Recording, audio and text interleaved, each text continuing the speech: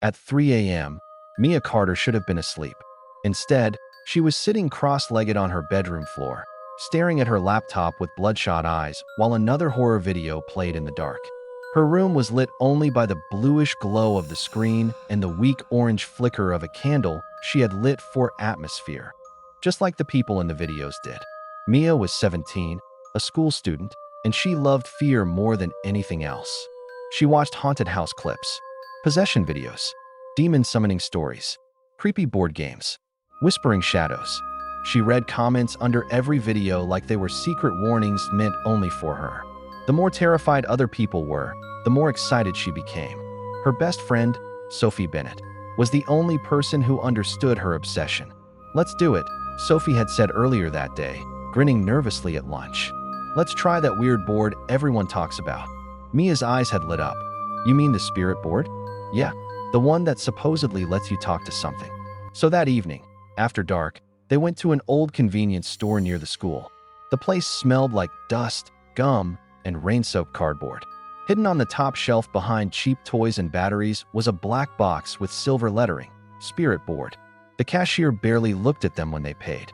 By the time they reached Mia's house, the sky outside had turned the color of bruised metal. Her parents were out for dinner, and the house was silent except for the ticking of the hallway clock. They lit candles in Mia's bedroom and placed the board on the floor between them. At first they laughed. Sophie touched the glass pointer and whispered, "If there's anyone here, talk to us." Nothing happened. Mia rolled her eyes. "This is fake." But after a few more tries, the air in the room changed. The candle flames bent sideways. The temperature dropped so fast that Mia's skin prickled. She placed her fingers on the pointer. "If there's anyone here," she whispered, trying to sound brave, "answer us." The pointer did not move. Sophie swallowed hard. "Mia, maybe we should stop." But Mia was smiling now. That dangerous smile she got when fear turned into excitement. "One more time." She leaned close to the board and said, "If there's someone here, prove it." Then the pointer jerked. Both girls froze. It moved again, slowly, like a hand had taken control. Sophie's breath caught. "Mia." The pointer slid across the board and stopped on M. Mia's grin vanished. Then it moved to A, then L, then back to E. Sophie whispered, "It says male." Mia's fingers trembled on the glass. "What's your name?" The pointer moved, letter by letter. E, T, H, A, N. Sophie stepped back so quickly she nearly knocked over a candle. "Nope. No. We are done." But the pointer was moving again. This time faster. Not toward Sophie's name.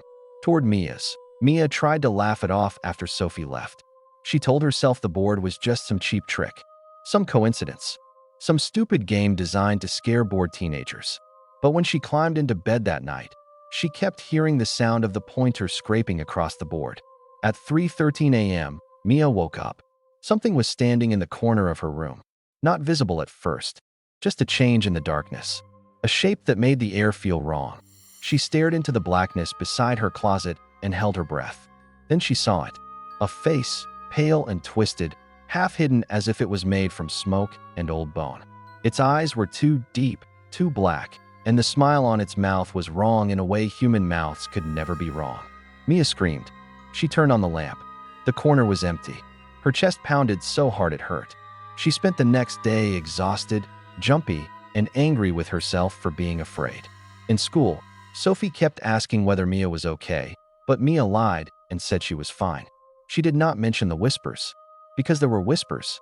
At first they came from empty rooms. Then from the hallway outside her bedroom door. Then from the mirror. Every time Mia looked at her reflection, she could have sworn someone else was standing just behind her shoulder. A tall figure. Motionless. Watching. That night, she checked the spirit board again. The pointer was on the floor beside her bed. She had locked it in the closet. Her fingers went cold. The board itself was still inside the closet, but the plastic pointer sat in the middle of her carpet as if something had placed it there carefully. A note lay beside it. Not paper, not ink, just 6 words carved into the wood of her bedroom floor. "I want to be with you." Mia stumbled backward, hitting the bed frame. Then her phone rang. Unknown number. She answered with shaking hands. A boy's voice came through the speaker, low and velvet dark. "Mia." She went silent. "How do you know my name?" The voice sounded amused. "You gave it to me." The call ended. Mia dropped the phone and looked at her closet door. Slowly, unbelievably, it began to open. Not all the way, just enough for her to see darkness inside, and two eyes, watching her from within the closet. The next morning, Mia finally told Sophie everything. Sophie listened in horror, her face pale under the school lights. "You need to get rid of that board. It's already too late," Mia whispered. Sophie grabbed her wrist. "Then tell your parents." Mia almost laughed at that. How could she say any of this out loud? How could she explain that a thing from the other side had learned her name and was now calling her phone in the middle of the night? But by evening, things became worse. Mia came home from school and found her bedroom mirror covered in fingerprints from the inside. The glass was cold, but the prints were warm to the touch. That was when her mother, Laura Carter, finally noticed something was wrong.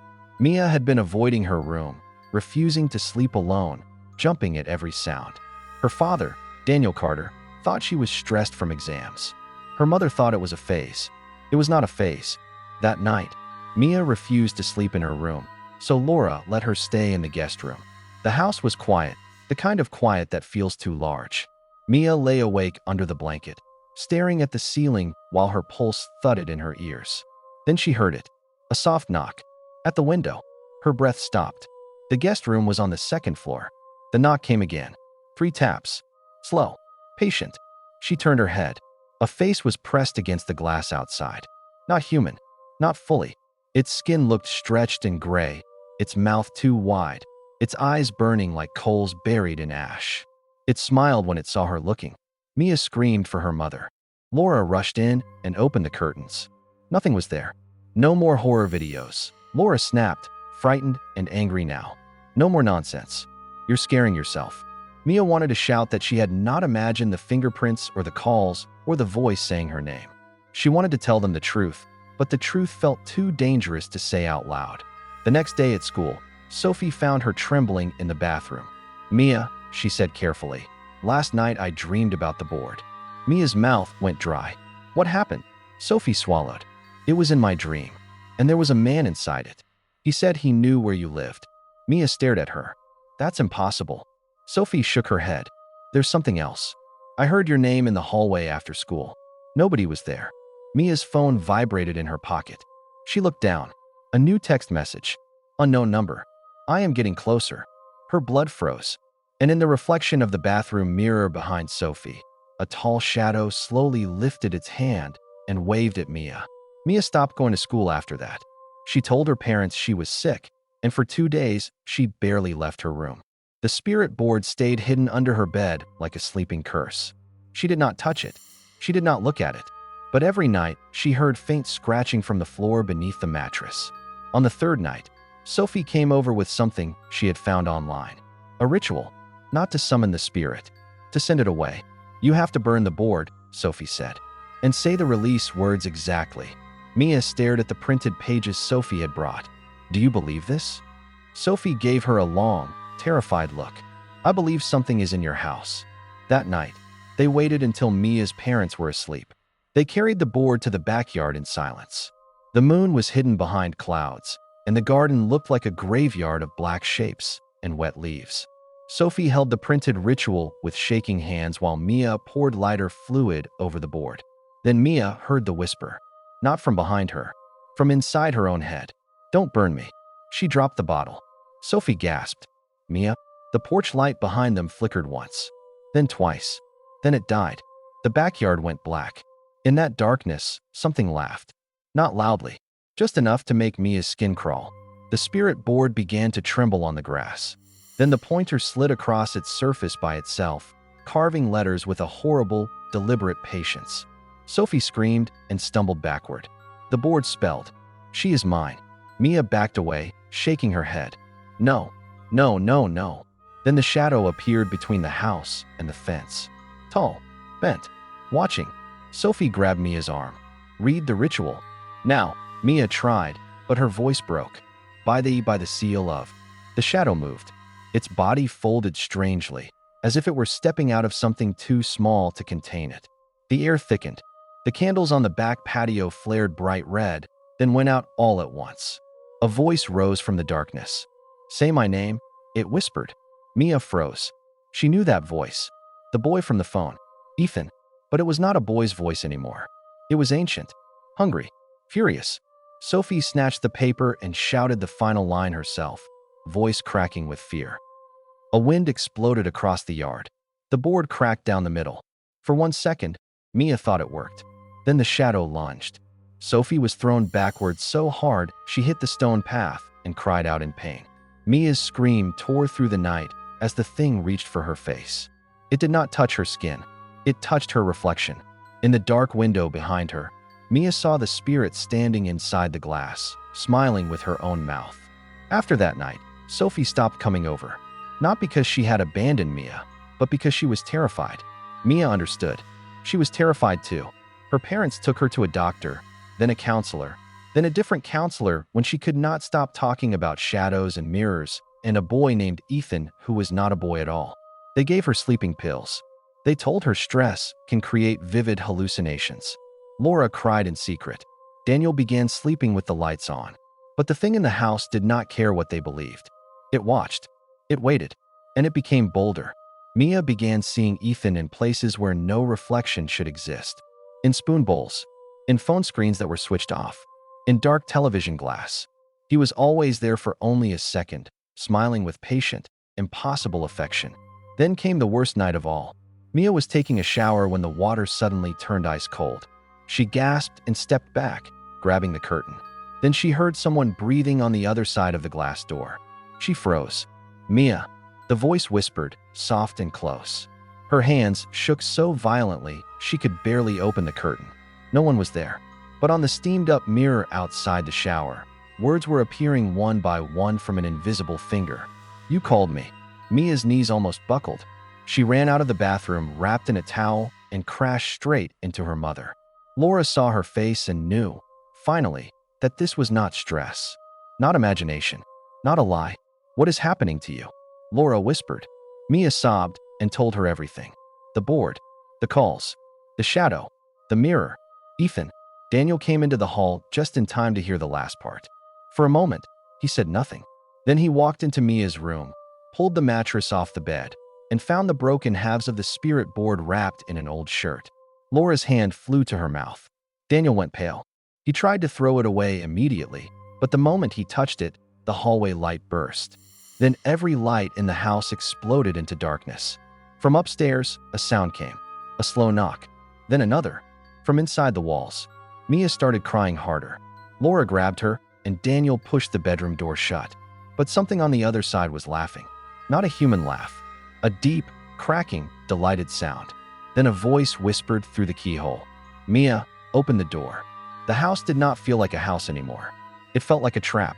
Daniel pulled Mia and Laura into the living room and told them to stay together while he called for help. But the phone line was dead. His mobile had no signal. Outside, the windows were filled with darkness so complete it looked solid. Then the front door locked by itself. 3 sharp knocks hit the wood. Mia stared at the hallway. The shadow was there again. Not fully visible. Just enough to make the dark bend around it. Laura began praying under her breath. Daniel grabbed a heavy lamp like it could fight a demon. The voice came again, closer this time. I gave her my name. She gave me her fear. That is enough. Mia collapsed onto the floor, sobbing. Leave me alone. The shadow tilted its head, almost tenderly. I did leave. Once. But you kept calling. The lights came back on for 1 second. In that flash, everyone saw it. A tall, decayed figure standing at the end of the hallway. Its body half in smoke, half in bone. Its face ruined by an expression that looked almost like love. It was not just a spirit now. It was obsession wearing a body. And in the hallway mirror behind it, Mia saw something worse. Another figure. A girl. Pale. Silent. Staring from inside the glass. Mia's own reflection was not moving. The real Mia screamed. The shadow reached toward her, and the mirror girl reached from the other side at the same time. Daniel shattered the mirror with the lamp. The scream that followed was not human. The house shook. Every picture frame fell. The walls groaned like they were bending around a wound. For 1 second, the shadow split apart into black smoke, and Mia felt the pressure in the room lift. Then the silence hit. Heavy. Absolute. Laura held Mia tightly. Daniel was breathing hard, looking at the broken glass. On the largest shard, a message appeared slowly, as if written by a wet finger from the other side. I will find you again. Mia and her family moved out 2 weeks later. They changed apartments. New locks, new room, new mirror, new life. But the fear never left. Even now, years later, Mia still wakes up at 3:13 a.m. sometimes and feels the same thing she felt that first night. That someone is standing just beyond the edge of the dark, watching her with impossible patience. And sometimes, in the silence of her apartment, her phone lights up with a message from an unknown number. I still remember your name. If this story gave you chills, just imagine what's still hiding in the dark. What would you do if something started calling your name from the other side? Drop your thoughts in the comments. I read every single one. And don't forget to subscribe, because the next story might be even worse. And trust me, you won't want to miss it.